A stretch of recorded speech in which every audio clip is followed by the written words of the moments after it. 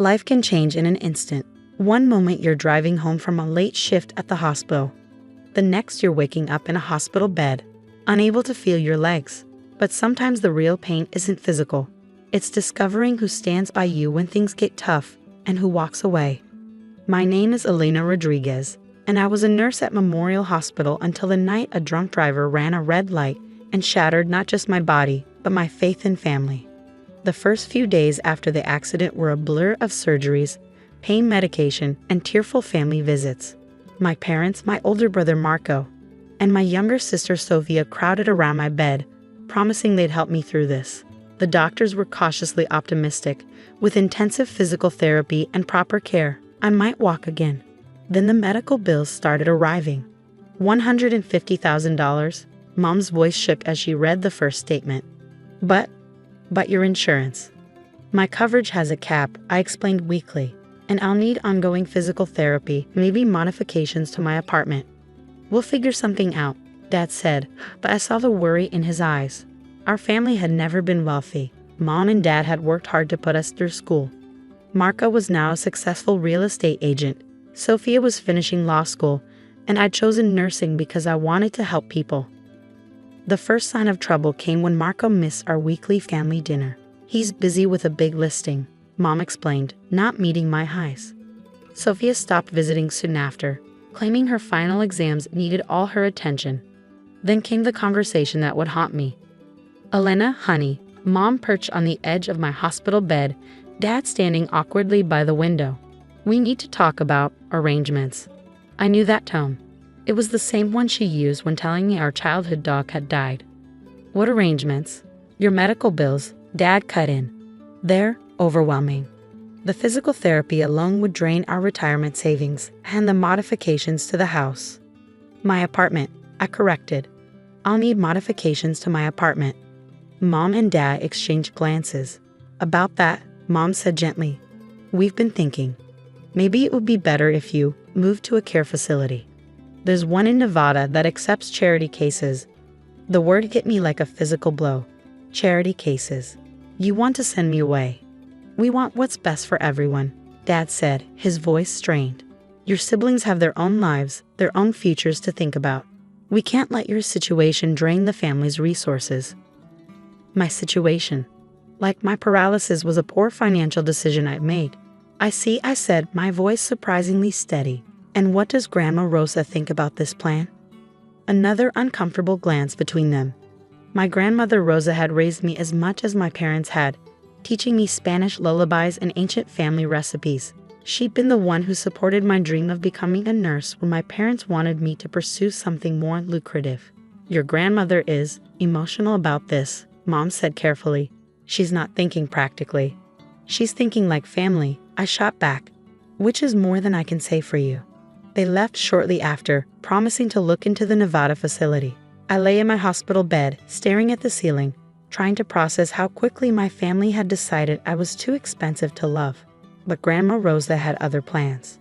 She arrived the next morning like a tiny hurricane, all 5 feet of her bristling with righteous anger. Que vergüenza, she declared, setting down a basket of homemade empanadas. Your parents have lost their minds if they think I'm letting my Naida be sent away like unwanted furniture. Grandma, the bills are none of your concern, she cut me off firmly. I may be old, but I'm not poor. I have savings, investments. Your abuelo didn't work 40 years in his restaurant for nothing. Over the next few weeks, as I began physical therapy, Grandma Rosa became my rock.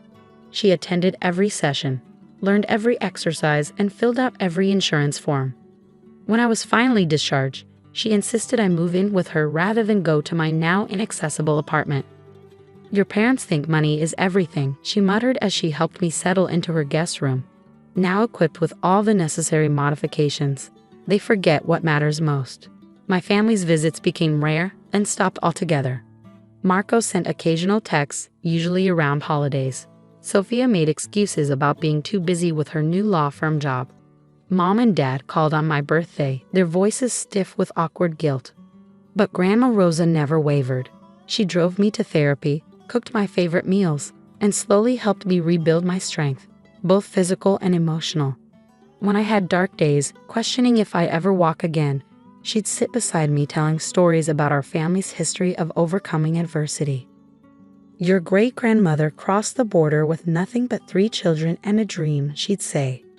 You have her spirit, Miss Fuerte Alicero, stronger than steel. A year passed. With intensive therapy and Grandma's unwavering support, I progressed from wheelchair to walker to forearm crutches. The doctors called it remarkable. I called it stubbornness, another family trait, according to Grandma. Then came the diagnosis that would change everything again. Stage 4 pancreatic cancer, the doctor said gently, looking at Grandma Rosa's scans.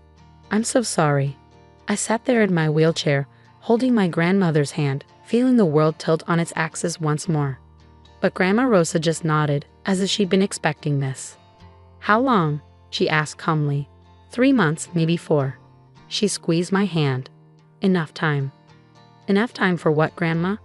She smiled mysteriously. Enough time to make sure justice is served, my amor. Your family thinks money is everything. Let's see how they feel when they learn the truth about my will.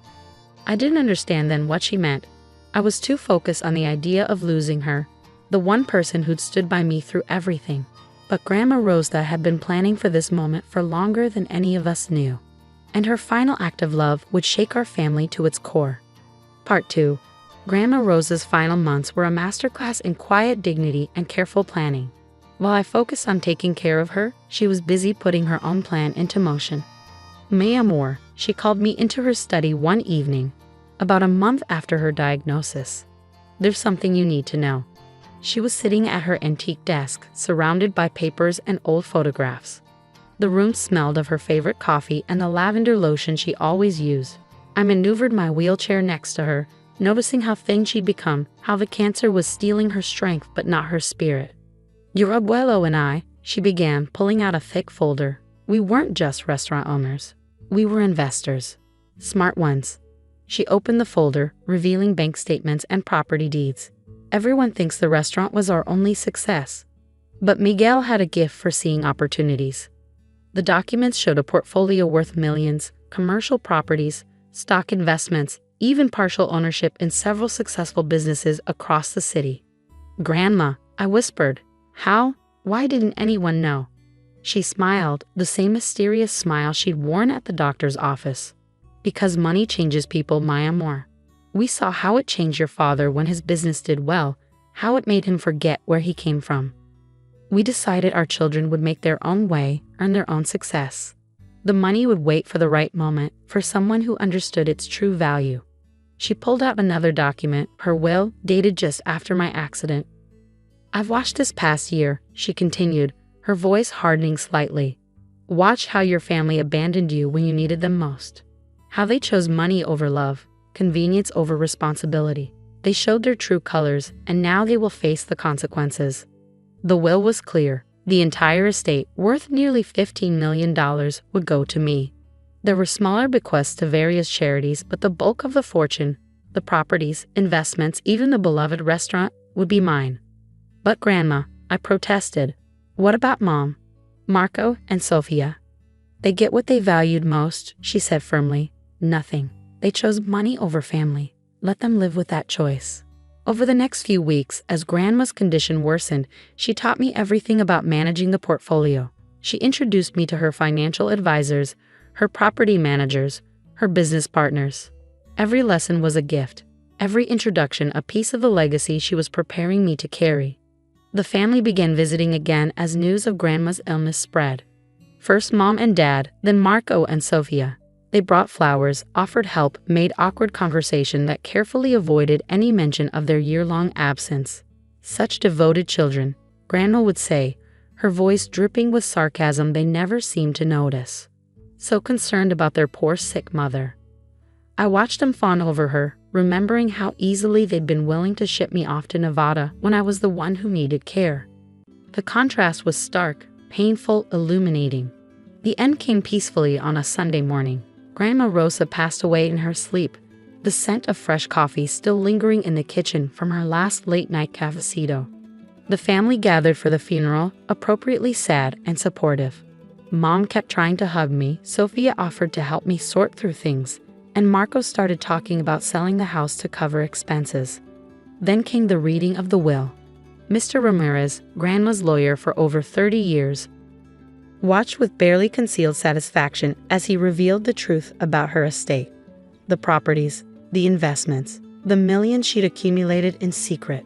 The entire estate, he announced, with the exception of specified charitable donations, is bequeathed to Elena Rodriguez, with the following message to be read to the family. He pulled out a separate envelope and began to read. To my family, money shows us who people truly are. When Elena needed you most, you showed me exactly who you have become. You chose wealth over love, convenience over compassion. Now you will understand the cost of that choice. Elena, my amor, you proved yourself worthy of this legacy not through success or status, but through the strength of your heart. Use it wisely, use it kindly, but never use it to enable those who would abandon family for financial convenience. The room erupted in chaos. Mom burst into tears. Dad started shouting about undue influence. Marco and Sophia looked like they'd been slapped. This can't be legal, Marco sputtered. She wasn't in her right mind. I have extensive documentation proving otherwise, Mr. Ramirez said calmly, including videos Rosa recorded explaining her decisions. Would you like to see them? They didn't. Of course they didn't. Instead, they turned to me, faces transformed by desperate hope. Elena, sweetie, Mom stepped forward. You know this isn't what your grandmother really wanted. We're family. Family? I laughed, but there was no humor in it. Where was family when you wanted to send me to Nevada? When you decided I was too expensive to love? We were scared. Sophia tried. We didn't know what to do. Grandma knew. I cut her off. She knew exactly what to do. She showed up. She helped. She put family first. But the money, Marco began, is exactly why you're all here now, I finished. Not because you care about me, not because you miss Grandma, but because suddenly there's money involved. Just like when you disappeared because my medical bills were too expensive. I wheeled myself to the door, then turned back to face them one last time. Grandma Rosa taught me a lot this past year. About strength, about dignity, about what really matters. But you know what the most important lesson was? Sometimes the family you're born with isn't the family you end up with. In the months that followed, I honored Grandma's legacy in ways that would have made her proud. I established a foundation providing medical assistance to accident victims whose families couldn't afford care. I kept the restaurant running, maintaining it as a cornerstone of the community she'd loved. My family made various attempts to reconcile, each one transparently motivated by the hope of access to the inheritance. I met each attempt with the same response. The time for family was when I needed you, not when you need something from me. Eventually, they stopped trying. Today, 2 years after Grandma Rosa's passing, I run the foundation from an office above the restaurant. I'm walking again, though I keep my wheelchair as a reminder of both the darkest and brightest moments of my life. The physical therapy center I opened next door helps others find their strength, just as I found mine. Sometimes late at night, I sit in Grandma's study, my study now, and look at old family photos, not with sadness, but with understanding. Money doesn't just talk, as the saying goes. It reveals. It shows us who people really are, not through its presence, but through its absence. Last week, a young accident victim came to the foundation seeking help. His family had abandoned him, deciding his care was too expensive. I looked at him and saw myself 2 years ago, broken, betrayed, but not beaten. Let me tell you a story, I said, wheeling over to sit beside him. About a grandmother who taught me that family isn't about blood or money. It's about who shows up when showing up is hard. As I spoke, I could almost smell Grandma's coffee, hear her voice saying, Miss Fort que el acero. And I knew she was right. Some things are stronger than steel, love, dignity, and the courage to stand by family when it matters most. That's a legacy worth more than all the millions in the world.